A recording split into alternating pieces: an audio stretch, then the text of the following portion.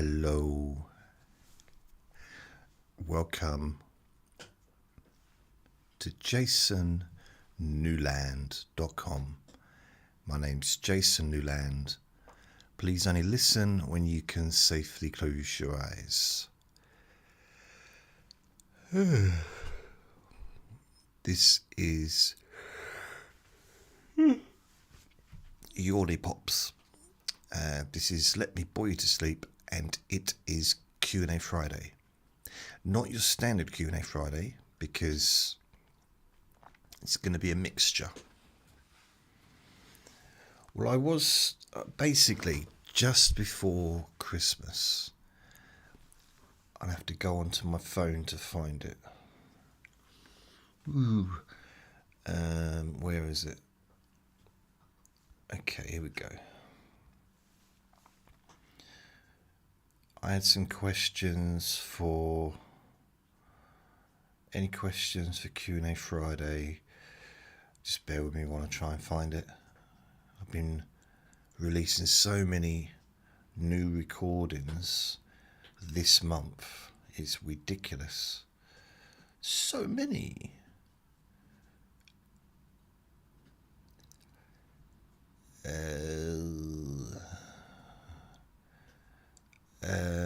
Okay, right, got you.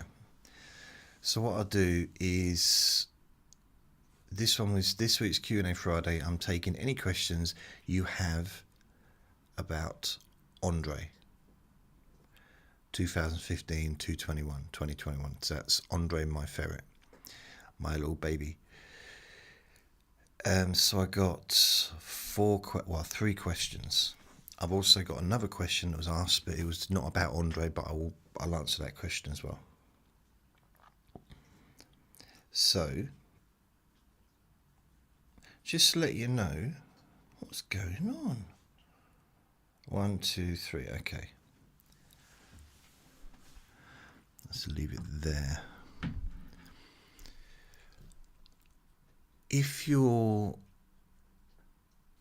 Thank you if you're watching on YouTube. Thank you if you're listening on Spotify or Apple Podcasts. Thank you if you're watching or listening to me on my website, jasonnewland.com. Maybe you got the link from my Jason Newland's Boring Group on Facebook, or your Instagram, or X, or TikTok. So if you're watching this video on TikTok, X, or Instagram, just let you know that the full video is available on YouTube. Just search my name. Easy to find. I've got 4,000 videos on there. The reason for that is because the limit for those apps is like an hour. It has to be under an hour. Although some of my videos are under an hour, a lot of them would be above an hour, depending on how long they last, I suppose. I mean, when I do the, relax in 10 minutes, those new recordings that I'm doing, they're always, around the 10-minute mark. But some of the Let Me Bore You to Sleeps will be longer than an hour. So you can watch the whole thing on YouTube if you want to. And I've got to be careful not to touch a desk because I'm shaking the camera. The camera is shaking. Yes. It's cold today. It's cold. It is Friday I think it's the 9th. I don't want to come out of Facebook on the phone because I have to start searching for it again. I think it's Friday the 9th of January 2026. I could get a calendar, couldn't I, and put that on the wall. My neighbour downstairs was going to come and put my curtain up behind me, but it's now 6:15, so it's a little bit late to really be doing that. Plus, I need to tidy the room first because I got a desk right behind me there, so I need to do something with that. I mean, I have to move that out. I need to sort out. I like to sort out or organise. I like to be a bit more organised as far as having like the hard drives in one place so they can all be attached to the laptop. Have the iPad in the same place all the time rather than having to keep moving it off when I'm doing something else. You know what I mean? It'd be nice to have things kind of just where they need to be and they stay there. But that's not the case. I'm constantly moving things around. So,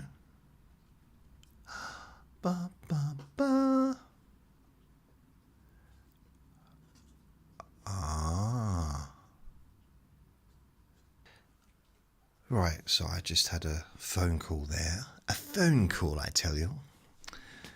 So, what I thought is I would do, I said I was going to do that. This was for the, I don't know what date. What date was this? 22nd of December. So I guess it would have been Friday the 26th of December. So yeah, it's like 2 weeks ago. So it's weird, just like doesn't, like Christmas seems to have come and gone and just disappeared. It's weird. I don't know, just very quickly. The build-up's never quick, I don't find. I guess because it starts in like September, October. It's, you know, TV adverts and stuff. And then when it's here, bang, it's kind of like, oh. And it's that week, you know, Christmas, I suppose it depends, each person, you know, experiences it differently, but if you're like at college or like at school or you're a teacher or, you know, if you've got kind of 2 or 3 weeks off for Christmas, then I guess your Christmas starts then. But, you know, I've had jobs where I had maybe 2-3 days off for Christmas. So, you know, I had to choose between, I'd still go and work on a Christmas Eve, have Christmas, have Boxing Day off, and then go back to work. And I'd have to work New Year's Eve, because New Year's Eve is not a holiday. Here, it's not a bank holiday, but New Year's Day is. And that was it. So basically, the only 3 days, the only 3 days holiday you get is Christmas Day, depending. But generally Christmas Day, Boxing Day, and New Year's Day, 3 days. So I guess it amounts to how many days holiday you've booked, you know, consecutively earlier in the year, you know, in preparation for Christmas, I suppose. I used to know people that get to work January, literally the first working day of January, with a list of their holidays, and they'd book up every single best day that there was. And because I didn't do that, I'd leave it to the last minute, which was a bit silly. I'd go to try and get my holiday and they'd be like, no, got no space, everyone's off. What do you mean everyone's off? And really, some people are so organised. I'm not the most organised person at times, but I can see the benefit of being organised. Maria asks me, and this was 1 week ago, Was there a special kind of diet food for Andre? Or any special treats he liked? Also, was he litter trained? Thank you and apologies, I'm a little bit late with Q&A Friday questions. Okay, don't worry, it's fine. I'm very late to do it, aren't I? I used to feed him cat food, like wet cat food and ferret food, like dry ferret food. And he used to like both. So you have a bit of both and water. I think, what did I have? I think I had a bowl of water in the bedroom, bowl of water in here. I might have even had a bowl. There was water in his cage. Although he didn't. After the first year, I'd say, he didn't even stay in his cage anymore. He just did what he wanted. Isn't it weird? I've not thought about that. When I think about Andre, I think about like the cute moments and the little things he used to do, but I don't generally think about the day-to-day stuff, which is what we probably did more of, in all fairness. So feeding him, I used to buy these big bags, like big heavy bags of ferret food. And I also had ferret treats as well, which he used to love.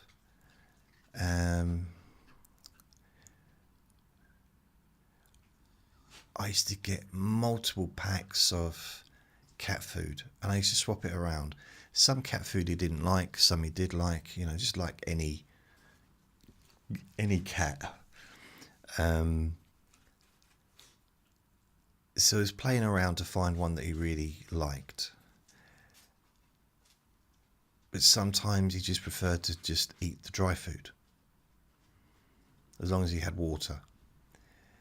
In his cage he had a water thing, which he could like lick, tap, like I guess like hamsters and whatever that have in where they've got a little ball at the bottom of the pipe and they just push it and water comes in their mouth. But he also had a bowl of water on the floor as well. He was litter trained. He was really good. He liked to go in certain places. Toilet trained. He toilet trained me. So he went at the bottom of his cage. So I had cat litter, that white stuff. Is it cat litter? Yeah, cat litter at the bottom of his cage. He had a big cage. It was like 1, 2, 3 stories high, nearly as tall as me. It was probably about 5 foot. It's a big old thing, and it had like ramps that you could go up.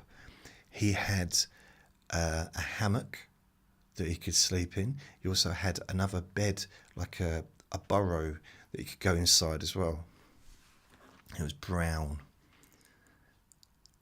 And he had a little stick-on blue tray which had dry food in.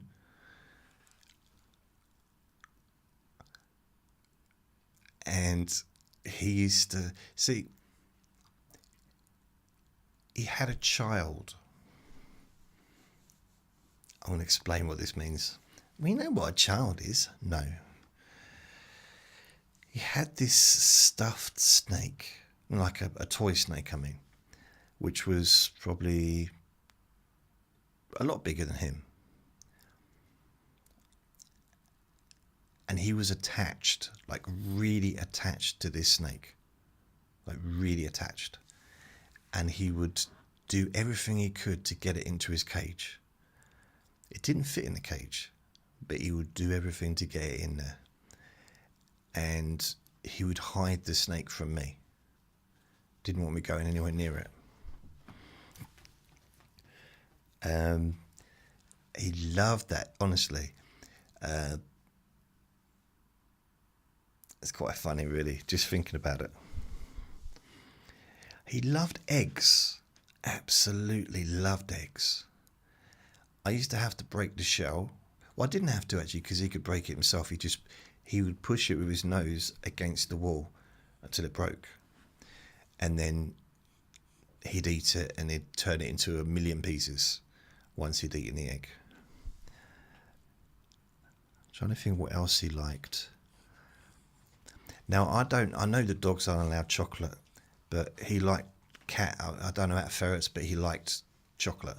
I didn't give him chocolate a lot, but occasionally he'd have a bit of chocolate. I think they might be lactose intolerant, but he was never ill.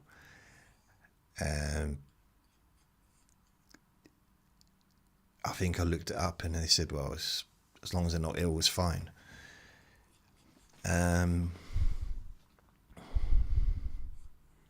He loved pizza. There's actually a video of, this is totally true, wow. There's a video, I think it's on YouTube, of him pulling a pizza off the table. Like Domino's pizza, not just like any old, like proper pizza that I paid for. Pulling it off the table.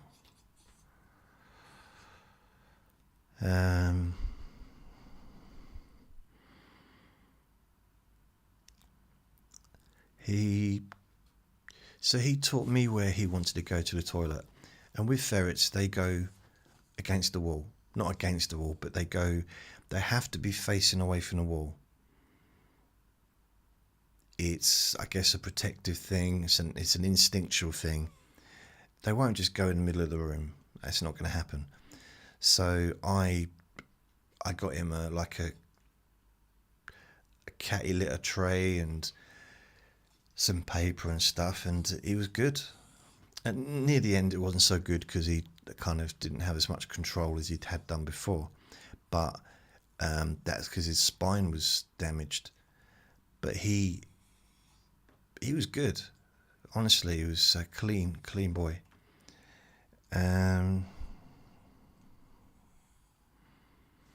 For some reason, Vinny is just hassling me yet again. Do you know when people get into habits? Can you hear him? When you get into habits, and dogs can be trained. I mean, the whole Pavlovian thing, training a dog to salivate at the ring of a bell and the sound of a bell, stuff like that. It's like I've trained him to start squeaking, staring at me and squeaking when I'm doing a recording, which is kind of the opposite to what I want him to do, in all fairness.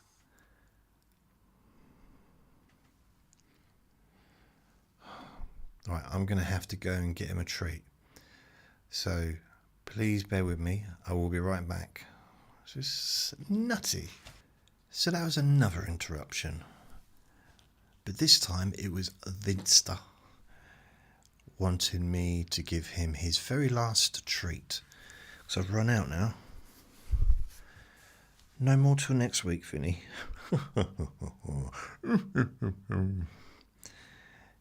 He won't be happy. He's got food, though. Food is enough. I think I've answered your questions, Maria. Did I say Hope? I think I said Maria. Sorry, because I'm looking at the screen and it's a little bit further away, and I'm kind of, some of the words are getting a bit sort of mixed together.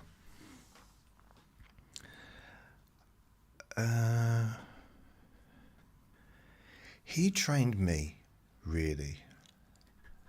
He trained me on what he wanted, when he wanted it. The only thing that I did really to train him was, when I first got him, he did not like me. And I've had that. The only two pets I've had of my own was Andre and Vinny, other than a couple of goldfish and a budgie that didn't last long. I've never had pets before. I've lived with dogs, but but they were other people's dogs. You know, they lived in the house, or cats. But I never, and I was quite close to one cat once. But both Finny and Andre weren't interested in me when they first met me. I mean, Finny was scatty as anything. He didn't want to be here. He wanted to go back to where he was living. If not there, he wanted to go downstairs and be with my friend and his dog. He didn't want to be up here with me. Who's this old man? Why am I up here now for? How long have I got to put up with this punishment? I think that was his attitude.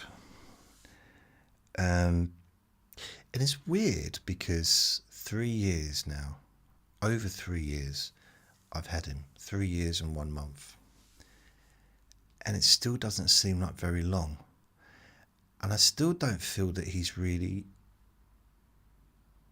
used to me. I don't know. I'm not even sure. I don't know if he even likes me. It's weird. I think he's going to bark in a minute. He's listening.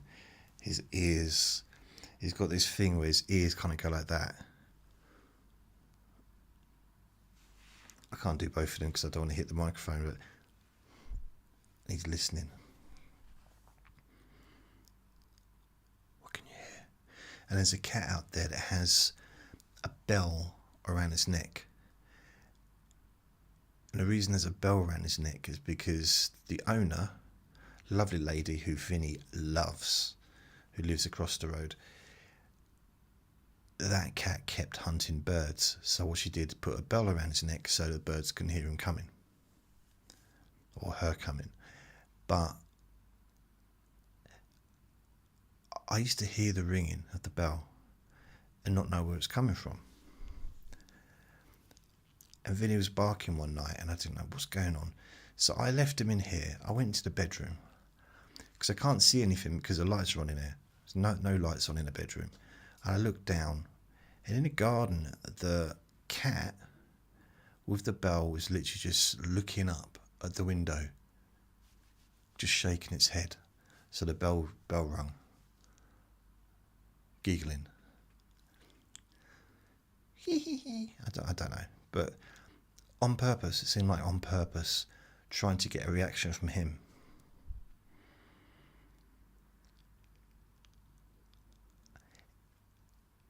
It's a wind-up. That's what I'm saying. It's a wind-up. It's a wind-up cat. But when I got Andre, he wanted to hurt me. Like he was biting me. Like really, not like joking bite. He was biting me and puncturing my skin. Because his teeth were like needles. Like hypodermic needles. They were that sharp. They just... And if you know anything about ferrets, they have very, very, very strong jaws.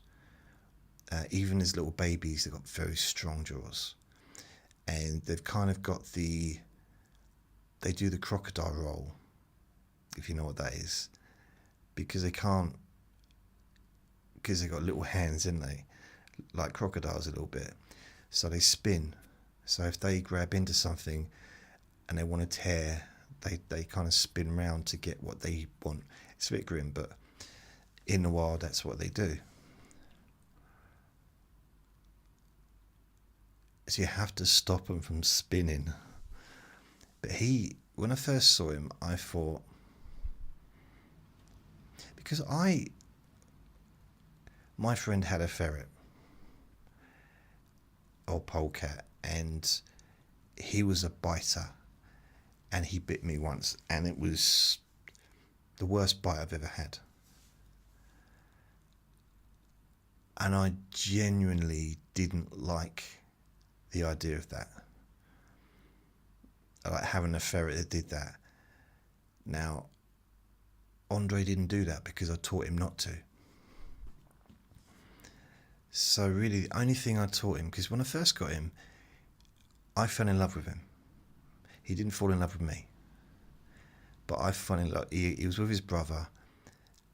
I just saw Andre's little face, and that was it. I was melted. I only went to have a look at him, just as interest, you know. I got no intention of taking one on. Honestly, my melt-hearted. So I picked him up, and he screamed and was doing everything to get away from me. Like everything. Biting as much as he could. So the bloke who was bringing them round showed me a couple of tricks how to sort of subdue them so they can't do anything. And also my friend knew how to hold them. So I just never held a little one. I'd held a big one, just never held a little one before. So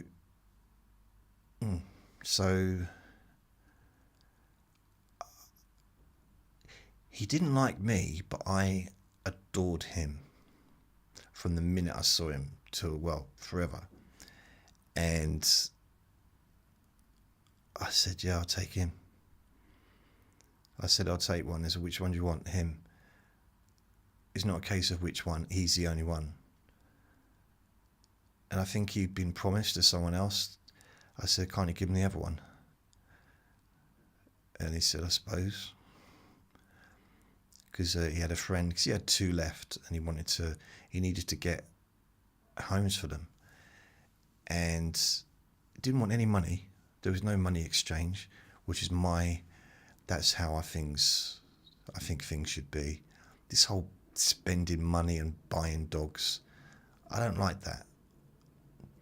I don't know why. It's a life, you know? The idea of spending money to buy something. I know that, you know, breeders, it's expensive, could be expensive to breed a dog and to pay for all the stuff that goes into it. So I understand that cost has to be put onto the person who takes the dog. Even dog shelters have to do that.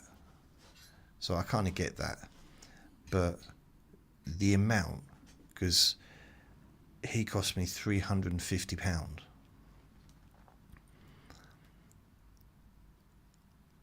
£350 for a dog that don't even like me. So yeah, I didn't. And my friend said, I'll buy him for you. I'll pay it. And in the end, I ended up paying it. But by then, he was living with me, so it was, you know, too late.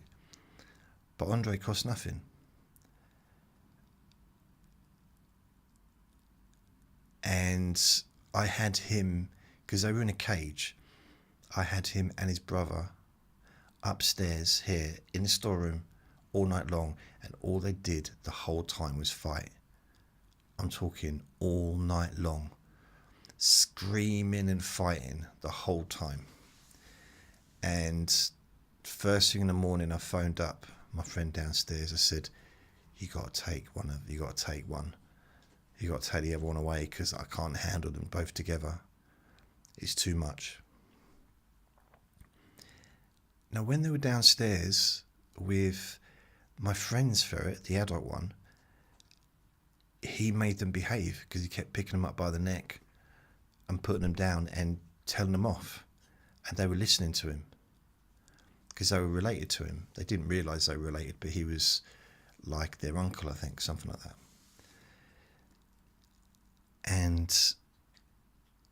But once he wasn't there, they didn't listen to anything. They were doing their own thing. So the next week, I can't remember exactly how long it was, 1 or 2 weeks. My friend said, just keep picking him up. If you don't pick him up and get used to being held, it's going to be harder. And you know, so I said, okay. So I did. I kept picking him up at every opportunity. Initially, he'd run away, but then I moved too quick and got him. And the more I did it, the less he ran away, and he would still try and bite me. I did a few videos where he actually bit me on the video. Like, well, what part of your body's the video? No, not on the video. But he bit me on the chest. I think he bit me on the face. but just not hard. It stung, but it wasn't, because he was so little. I mean, he literally was a tiny little thing. But as he got, I think it was, so those were the two things. He kept trying to bite me, and he didn't want me holding him. Other than that, he was happy up here, exploring, trying to he was full of destruction. He destroyed the settee, like really not the settee I got here, but he ripped to pieces the settee that I had. I mean, literally, he burrowed into it.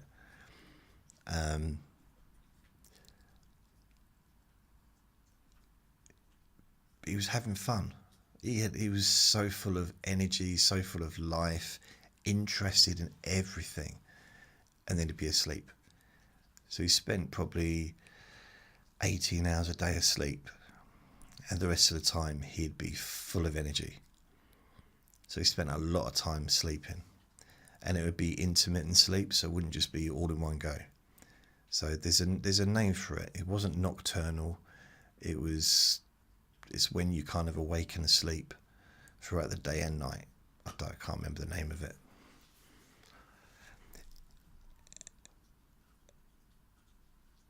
But the one thing I taught him is the word gentle. So I've told this story a few times, but it was a Saturday night. I was watching a boxing. I was in my old black squeaky recliner. I had my dressing gown on. It's my blue dressing gown. You know how dressing gowns can be a bit baggy in the like the sleeve. So I'm just kind of, I don't know, I must have had my sleeve like that or whatever, but Andre climbed up my leg. So he jumped onto my foot from the floor, climbed up my leg, jumped onto the armrest and climbed up my sleeve. So I lifted my hand and I thought, oh, he's going to attack me. I think I probably, it was just the first part up to the elbow. That's probably where he was. I thought he was going to attack me. I thought I was going to be in a lot of pain in a second. But nothing.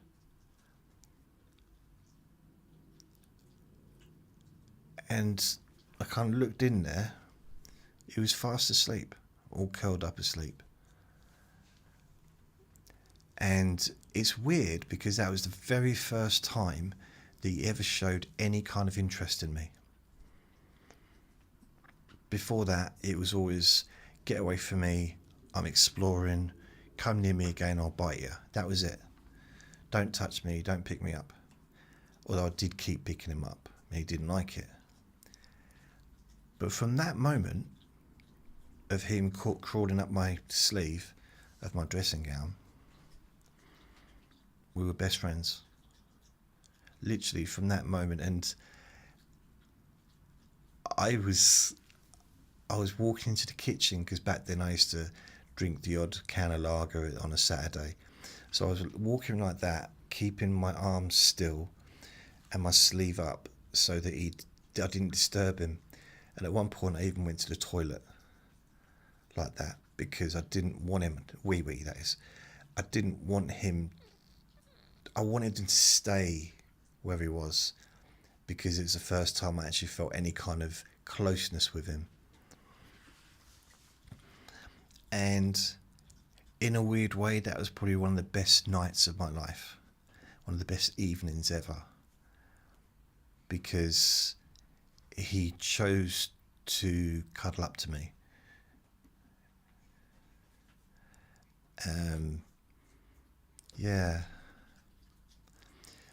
So over the coming weeks, I taught him the gentle, because we would play fight.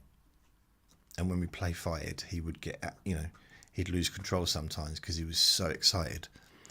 And I would say, gentle, and he would straight away relax his mouth. He just knew. So from, I learned that quite early on. So the only time he bit me after that was kind of by accident. But for the first couple of weeks,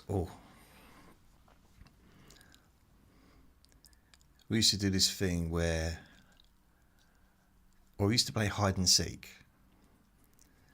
So he would hide. I'd basically, he'd run and I'd look for him and he'd hide behind the kettle, behind the cooker, or in the cupboard, or behind the freezer. And he wouldn't get out. He'd like, Andre, where are you? Where are you? And I'd start walking away, and he'd jump on me. He'd boo. He didn't go boo, but because that would have been weird. But he'd kind of jump out So then he'd go in the living room and I'd run and hide. And he'd look for me, and it's not a big flat, and I'm not really small enough to kind of hide in any small spaces. But he loved it. He loved playing. And sometimes I'd chase him and he'd scream. It's like, ah! And he'd run because he got so excited. I hope it was excitement. I mean, imagine someone like me, my size, running after a little ferret. I mean, it's like a Godzilla on a little bicycle. But anyway, another thing we used to do was on the bed. So the quilt, he would hide under the quilt. So I'd be waiting to catch him, and I didn't know which way he was going to come out, because what he would do is he would attack me, and he'd jump on my hand or my arm, and we'd wrestle. Again, if he got a little bit too scratchy, gentle, and it'd be fine. Stop it. He'd just be gentle and it'd be fine. But he loved that. And then sometimes I'd pull the thing up and I'd grab him and I'd pretend to go underneath, and yeah, it was a lot of fun. Used to take him for walks as well.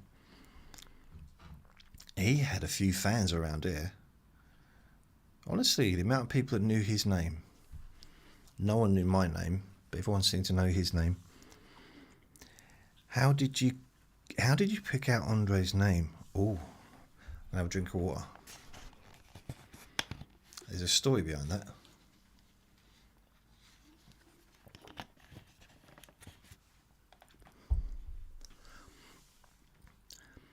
So, one of my best friends in my 20s was called Andre. He's no longer with us, and just before I got Andre, I found out that he was no longer with us. I was on the phone to a friend in Ireland, and we were just saying, I wonder how Andre's doing, because we both knew him. And he was my friend's girlfriend's brother, so he knew him before I did.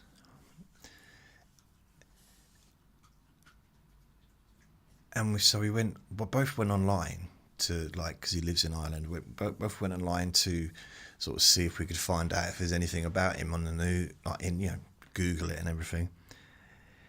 And yeah, we saw the terrible news that was there, so we were both in shock over that. We'd lost contact, but it's still, I don't know, still people, sometimes they're always important. I think even if people I don't see anymore, they're still important. They're still important in my life at the time, and he's one of the few friends I really had in my life, I haven't had many friends really, not close friends. So, especially men, I get on much better with women generally. So, when I got Andre rather, I I thought, call him Andre. And it kind of fitted because where we used to work, the other people used to make fun of Andre, the original Andre, calling him No Legs because he was short. And he's probably taller than me.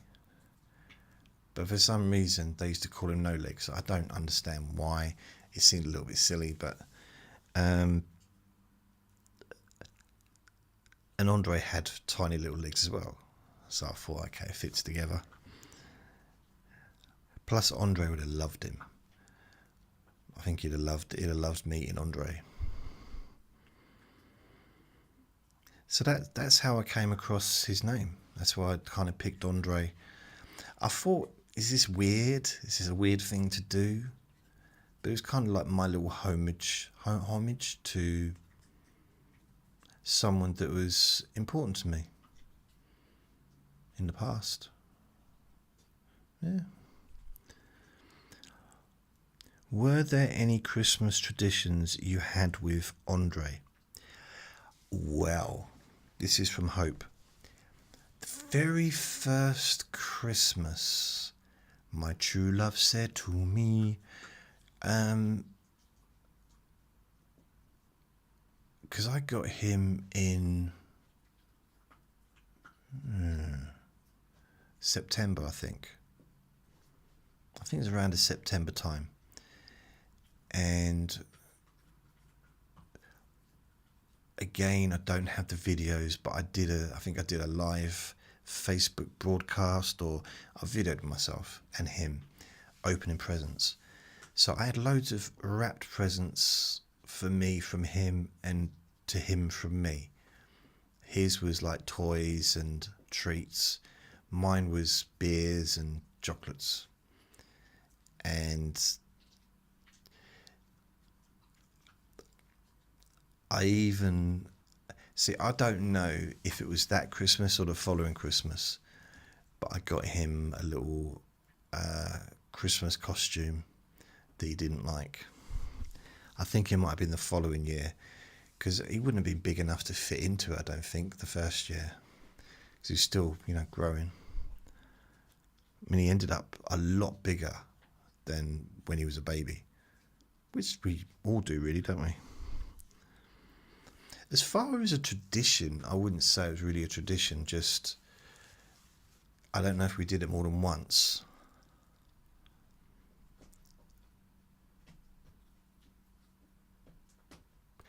I guess it was just spending Christmas together. I'd take him out for a walk on Christmas Day. He loved going out for walks. Not all the time, but the thing is, what he could do though, which obviously I can't do with Vinny, which was a bit annoying sometimes, but he would walk me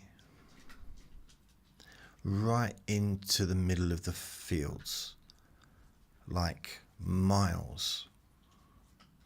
I might be exaggerating by saying miles, but it was a fair distance.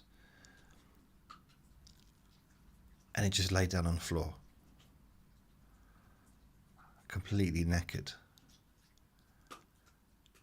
And he'd look up at me and he'd say, yeah, that's it, it's done now. Time to go home.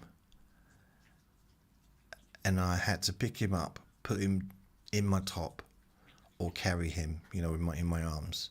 Generally, I put him down my top, like in my coat. And I wouldn't see him again.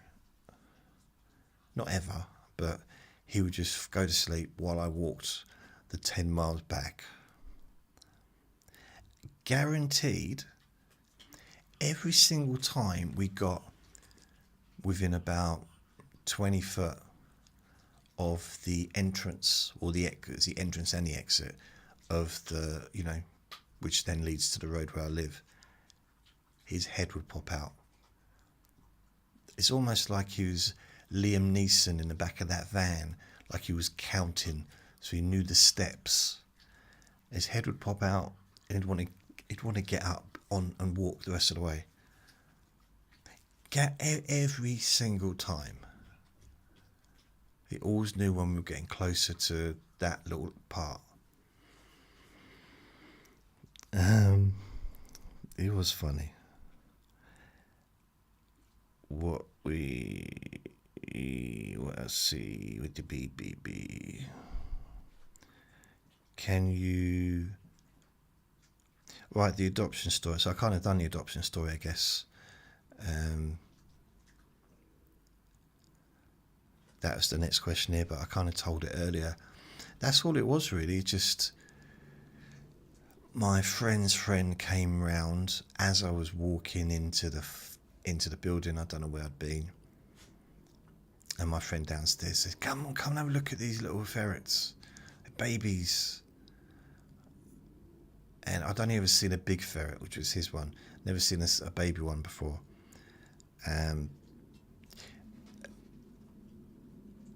No intention. Like, he'd already spoken to me, "Do you want a ferret?" And I said, "Maybe." Then I thought, no.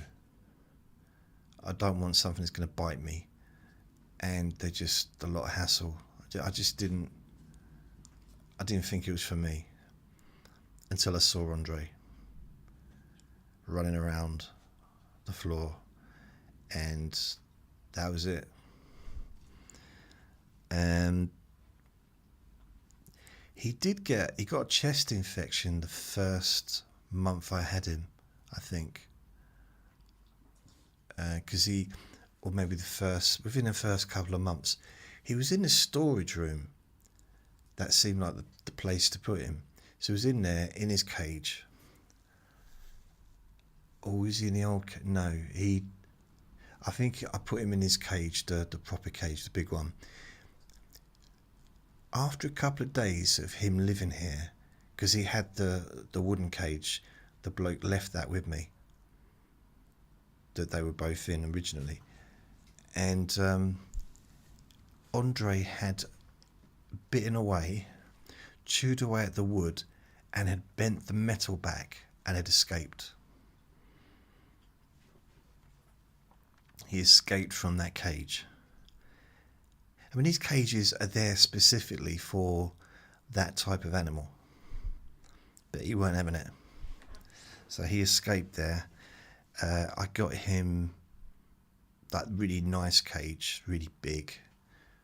But he had a chest infection, so I took him to the vets and they gave him like medicine and that. And they did the same thing, saying, well, if you got insurance, he won't be covered for future chest infections. Like, that doesn't even make sense.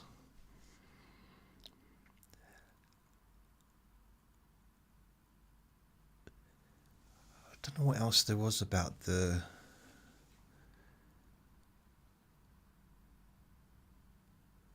No, that was it really. Kind of... I just saw him and I thought... He's perfectly beautiful. The cutest little thing I've ever seen in my life. Until I met Vinny, of course. And I just, my heart melted. That's all I can say is, and that's not really happened before, up to that point.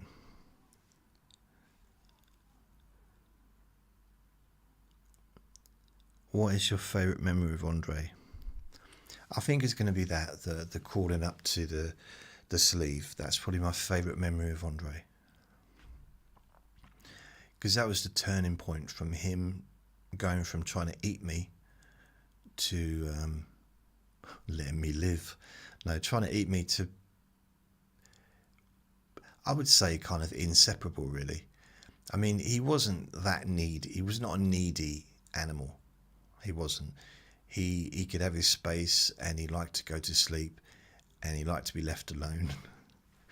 And it used to be the other way. I used to be the needy one, and I'd be trying to not get him to wake up, but I'd want to play with him, and he'd be like, "Go away." He literally would go like that. I'm trying to sleep, and sometimes he'd growl at me. So I just had to leave him. Because, when he woke up, he was groggy. he was half asleep. He'd walk, and he wouldn't know where he was. And he'd go to the toilet, and he'd just go back into his bag, or because he had a few little like nests around. He had a brown and green bag, which was more like for transporting him, but he liked to sleep in that, and that had a jumper in it. He had a side cabinet which I made a hole in, and he liked to be in there. He liked to be behind that door because the door was open most of the time. I didn't used to have to keep that door closed because I didn't have any. I didn't have anyone barking loudly. So that door was always open, and he used to sleep behind that door. He had a little nest there as well. And he used to like to sleep when I had the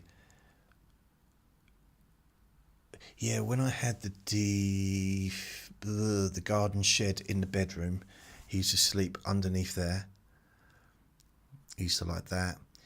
He used to sleep in my, this is a bit grim, he used to like to sleep in my laundry, the dirty laundry pile. Who knows, maybe because it smelled of me, or maybe he just, who knows, but he liked to sleep there. So sometimes I couldn't find him. He liked to sleep on my bed because he could proper stretch out there. He liked to sleep near the radiator in the kitchen. He liked to sleep near the radiator in this room and also in the bedroom. He liked to sleep near the radiator in the hallway. Sometimes he liked to sleep in his big plastic tube that he used to crawl through. He'd just like crawl halfway through it and just go to sleep. And sometimes he liked to sleep in his cage, in the hammock, or in the, the brown kind of cuddly space that he had. Or he'd just stretch out and chill out on one of the balconies, kind of the, of the cage, because there was 3 different levels. I think that's everywhere. So as you can imagine, that's a lot of different places that he could be. He just, he always had somewhere that he could sleep. Or he'd sleep on my lap. I got another memory that just makes me laugh when I think about it. And I've talked about this in the past. There's probably, when I finish this recording, I'll probably have these memories, other memories like, why didn't I mention that? But it's okay. I was in bed. I had my shed in my bedroom.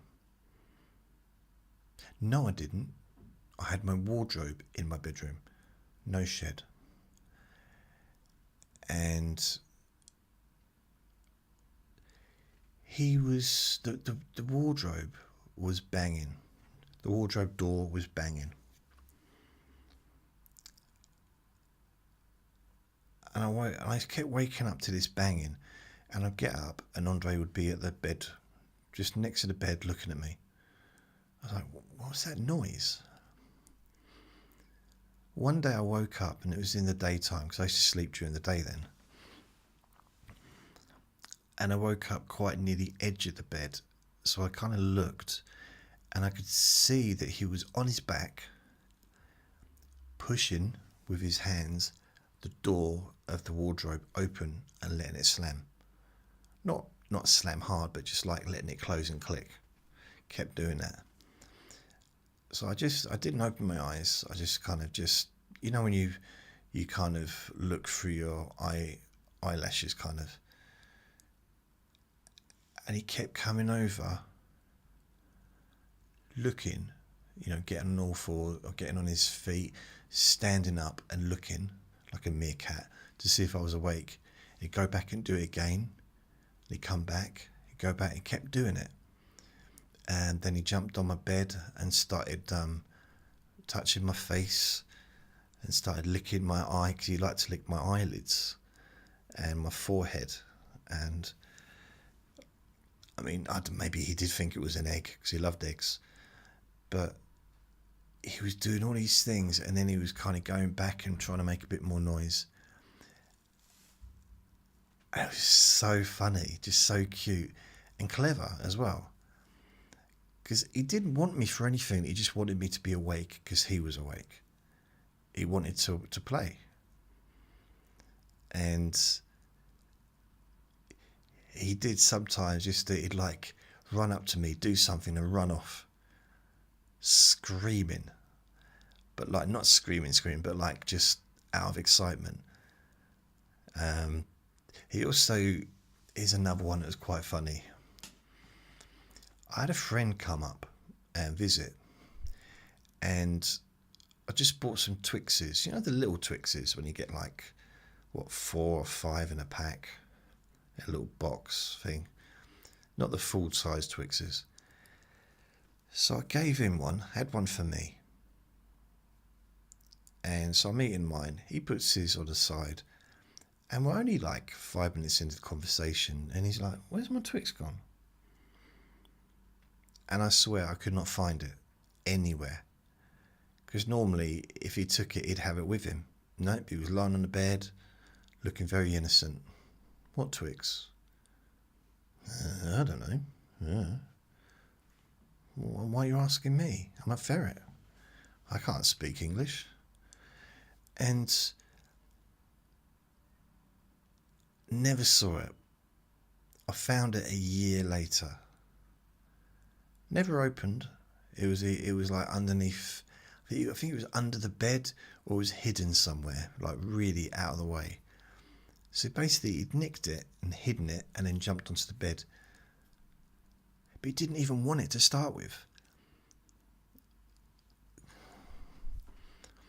And then there was a time when he stole my pizza and dragged it.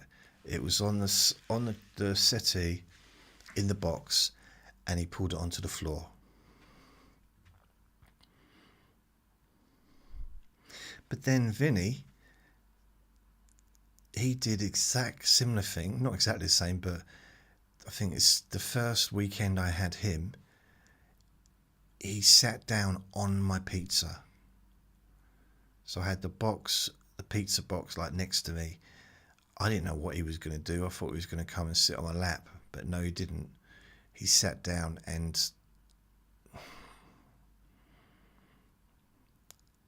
tasted all right, but no. Ugh. Yeah, so that was they got that in common.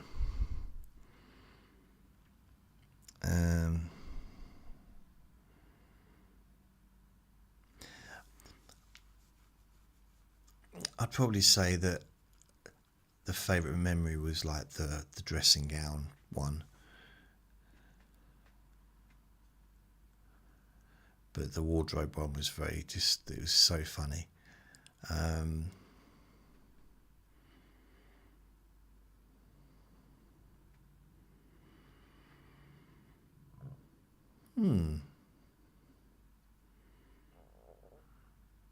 It made me laugh a lot. I remember I was doing a recording once, and he used to he'd like to contribute the way Vinny does sometimes. But at this occasion, he literally had, I think, 6 carrier bags, different parts of the room. And he was running between them, making as much noise inside the carrier bag, then running to the next one and doing the same. And I'm just watching him while I'm doing a video or making a recording. I was the other side of the room when this was happening.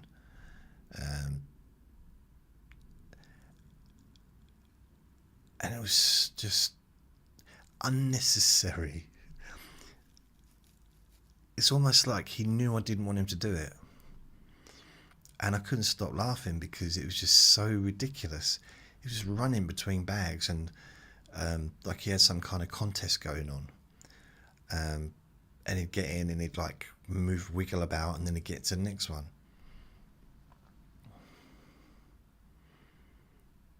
Yeah.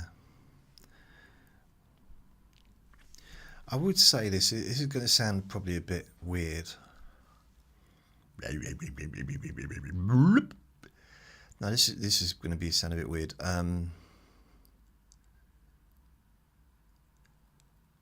I think what Andre taught me, I didn't believe in unconditional love, really. And I'm not sure if I still do when it comes to humans, I don't know, or if I'm capable of it. But with him, nothing he did really could stop me loving him. And he tested me. He really tested my patience sometimes. He was naughty at times, like really naughty.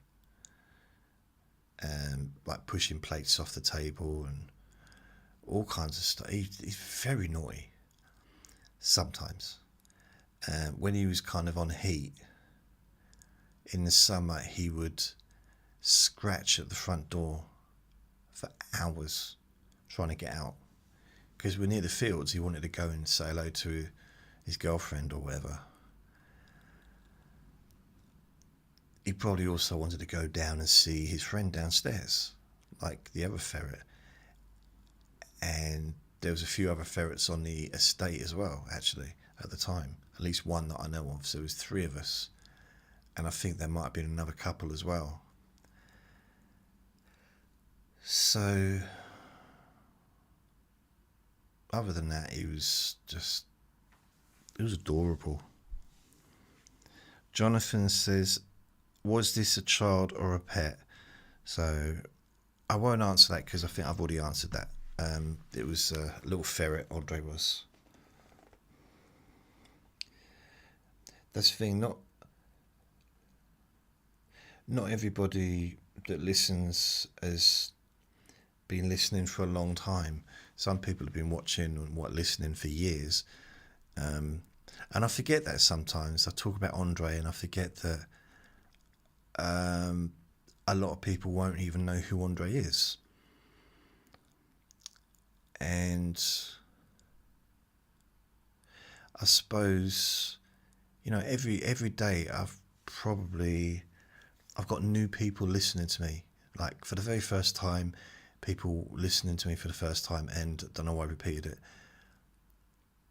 They're not going to know who Andre is. They're not going to know who Vinny is. They're not going to know who I am. So I guess I shouldn't assume that people know who everyone is, but I'm happy to answer any questions. So, like with you, that question now, I'm happy to answer. If I'm talking about Andre or whatever, I'm happy to just tell you. It doesn't matter how many times I get asked, I'll answer it because it's just respectful to do that. I don't mind.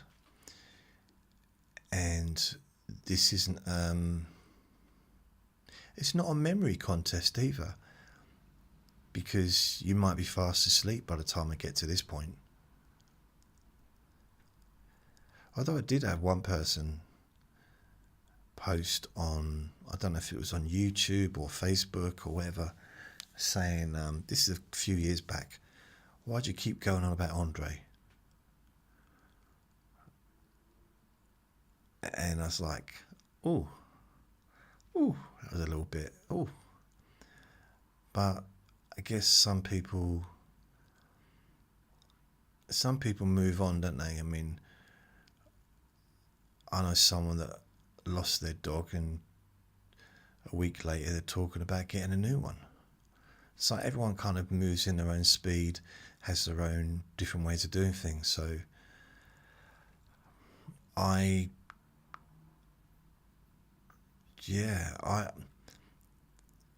Andre will be remembered with me forever. If I'm still doing this in 30 years' time, which means I'll be 85 years old, I'll still be talking about Andre. Maybe not as frequently, because I guess there'll be more stuff going on. And I'll still be talking about Vinny. I'll still be talking about my nan. I'll still be talking about the chip shop probably. You know, there'll just be more things to bore you with over that period of time, or stuff that's going to happen in the future. I'll be able to bore you with that in the more distant future. But I don't think, outside of like memory loss, I'm never going to forget Andre. And that sounds like an obvious sentence, doesn't it? Outside of memory loss. But what I mean is, he was such an important part of my life. You know, it wasn't just like something that happened. He was one of the most important people, like my first stepmom or my nan. You know, those people had a huge influence on my life, as well as some other people as well.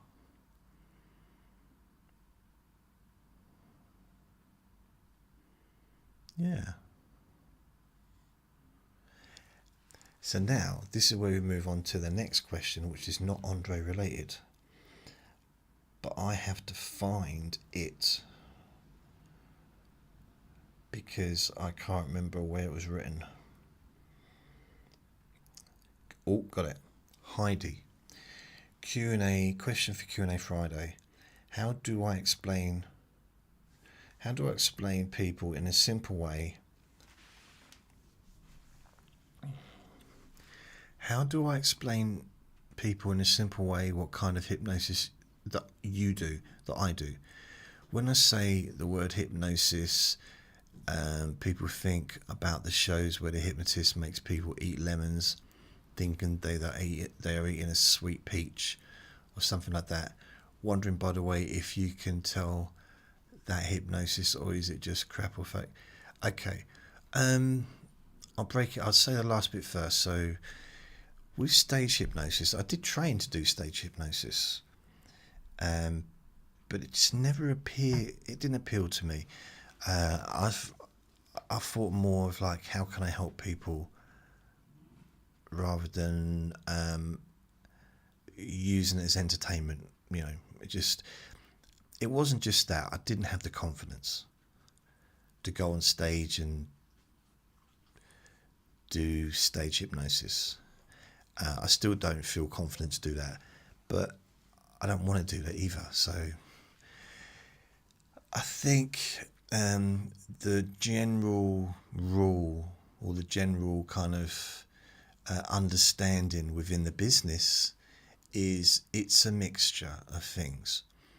So if someone wants to get on stage, then they're going to be more susceptible to suggestion. So if you forget the hypnosis, the word hypnosis, and just use the word suggestion, which is the hypnotist telling people what to do.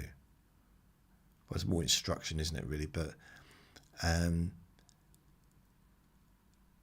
and they do it slowly. They build it up, so they get people in the audience to put their hands together, and they test people. And those, like, you know, this one where you like, put your hands together. What is it? I can't do it now but put your hands together or whatever, like twist them, and then or put your hands together like that. When they count down, they're going to be stuck with glue, counting down from 5 to 1, blah blah blah blah. And then when I count back up, when I say open your eyes, you're not going to be able to move your hands apart. They're going to be stuck like glue.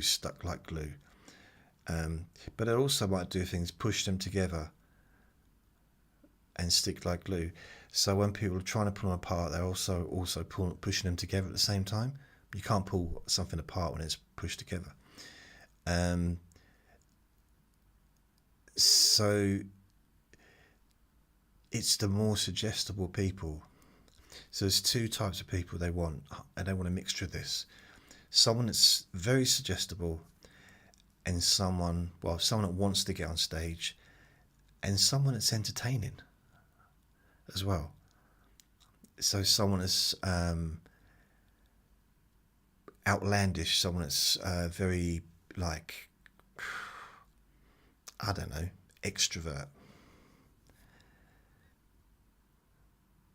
So do these little tests. They'll bring people on stage, the best ones, because the more tests they do, I don't know, maybe do 4 or 5. Those ones that really kind of get their hands stuck or can't, that kind of it works on, get them on stage, and then I'll do some more stuff, and eventually they'll whittle it down from about 20 to maybe 5 people, or to 10 or 12 or 6, I don't know. So they get rid of the people that want to be on stage, but they're not suggestible enough. And quite often, I've seen it where you see people and they're sitting there with their eyes open when everyone else is like pretending to be a dinosaur and stuff, and they move them on like, okay, thanks, get off my stage, because they're not. They were susceptible when they were in the audience, but once the shine of the lights on them, it was impossible for them to do it, or they just didn't feel comfortable. So it's a mixture between those things. That's my understanding. That's how I was taught. But ultimately, you can still do. I mean, you wouldn't do those kinds of things in a therapy session. You wouldn't do. I mean, some people might do, but I wouldn't. And also, they use very quick, rapid inductions, which I've never really been. I can't talk very fastly. It's never really been me, like, blah, blah, blah, blah, blah, close your eyes, blah, blah, blah, blah, blah, blah, blah, blah, blah. Now you're healed, whatever. It kind of, wasn't really something I could see myself doing. But it's very skillful stuff, and they are really good. Anyone does that, take my hat off to them, because it takes a lot of skill. It's not something you can just get on stage and do. You got to have a lot of self-belief, confidence, and knowledge. You need to know what you're doing. And I never felt I had any of those attributes to be a stage hypnotist, which means I would never do stage hypnosis. However, if I was in an environment where there was a group of people that I knew, because I have done hypnosis in a group, but it was just for relaxation. I've also done hypnosis in a group that was using different techniques to try and help with confidence and helping people to sort of stop drinking alcohol or to keep stopped. So I guess, I've done a few different things. In that more kind of, an environment where there's no pressure and the audience is part of it, maybe. So I guess let's say I did a world tour, the GCJJ world tour of nonsense or something. If everyone in the audience were people that like listening to me or watching videos of mine, I could get maybe a couple of people up and we could do some stuff. That would probably be doable. Play around with some of the techniques, but I think the question you had, why is it doing this? It keeps taking me off I don't want it to do that though. Okay. How do I explain to people in a simple way what kind of hypnosis you do? Right. So I'm non-authoritarian, very relaxed.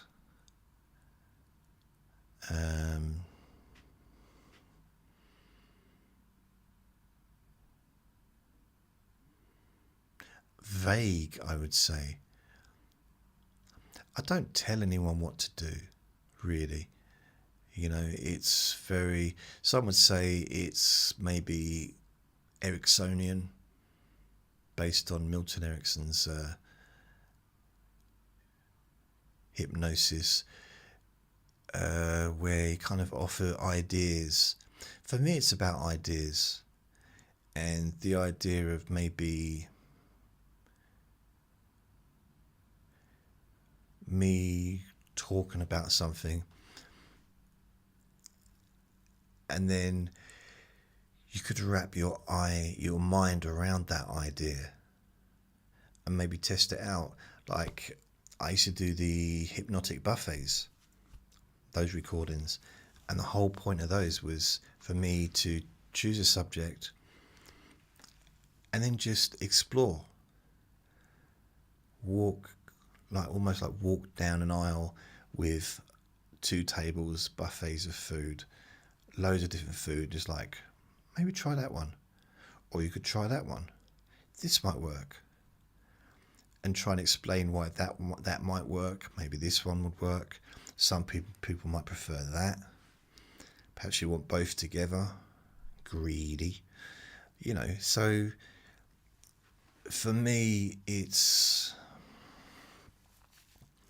I seem to have found my own style of what I do, because I've been doing it for so long, although I do some traditional stuff as well. But when I'm just talking, and it's a mixture of different things. I mean, I would say I've incorporated my learnings from counselling, from being a counsellor, from going to counselling, from getting the degree, life experience, my knowledge of things like psychotherapy, psychology, neuroscience, I don't know, just kind of mixing it up and giving my own life experiences, and just, it's a mixture of all kinds of things. Some of my hypnosis recordings are very, very simple. Like, you know, it's like, that's just hypnosis. But some of my stuff isn't obviously hypnosis. It's not. Someone would listen and maybe not. Even another hypnotist or hypnotherapist might think, that's not hypnosis. I mean, a lot of people would argue there's no such thing as hypnosis for sleep, because sleeping is not hypnosis. But what it is hypnosis, sleep hypnosis is causing or helping someone to get into that state of mind where they fall asleep. So it's like any industry or any kind of category in life. People will have different opinions about what is correct, and I'm kind of open now. I would say my style is me. It's Jasonian. It's going to sound weird. It's just bring myself into it. It's me.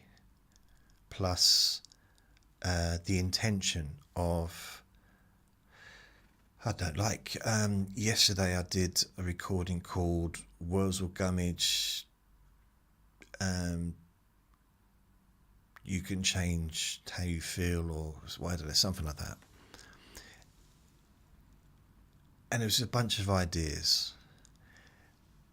but it was delivered in my style. It was delivered by me. Didn't have any notes, didn't know what I was going to say. I had an idea and I just went along with it, and it might be useful. But I like to hope, or I like to think, that the very, very least, if people listen to me, even if it's not maybe the best hypnosis session they've ever had, or it might not have done what they wanted, I just like to think at very least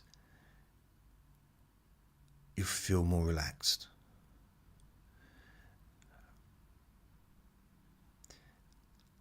And feeling more relaxed can be so important. That's kind of where I'll go with that. It's a very...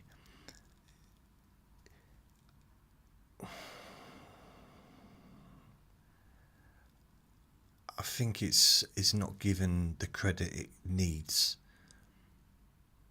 There's a lot of stress out there, a lot of people with anxiety, a lot of, all that stuff, and we need more comfort. And some people don't have not the ability, but they don't want to go through some kind of relaxation technique. But maybe listening to someone like me or someone else, like a boring podcast, and maybe you have a chuckle every now and then. Not at my shirt, of course, because this is a lovely shirt. Not something to be mocked or laughed at. So there. And hopefully you feel more relaxed at the end of it. Maybe, because these podcasts are for sleep. But I do know that, from what other people tell me, that a lot of people listen because it's company. And there are millions of people out there that don't see anyone from day to day, sometimes from week to week. So it can be nice to hear a familiar, friendly voice. And you know what? Over the years, I've come to realise that is possibly just as important, if not more important, than getting people to sleep. Maybe not more important, but it's in a sense of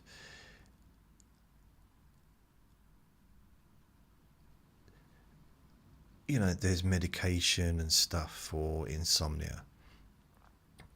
There's not really any medication for loneliness.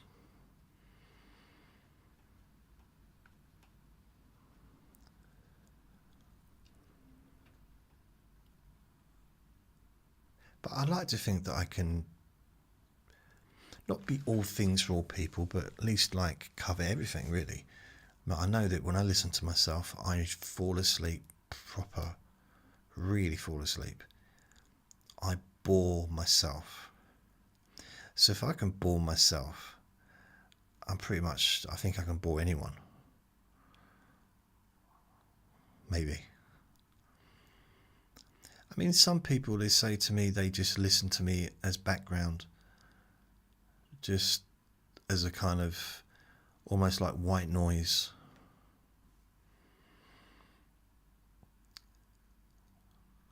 Or grey noise.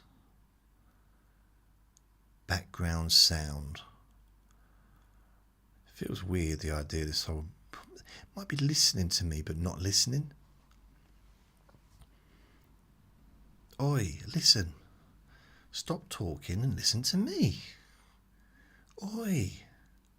Turn your hairdryer off and listen to me. Turn that television down. Listen, I'm talking. So that, I do believe, brings me to the end of this first Q&A question time, Friday Q&A.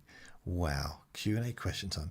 Friday Q&A is the first one of the year, and I will be back again next Friday with another one, and I will post a request for questions on my Facebook page probably Monday. So thank you for listening. Remember to be kind to yourself, because you deserve to be happy. Be gentle with yourself. You deserve to feel safe. And also remember that you're going to be okay. And you know why? Because you're already enough. So lots of love. Take care.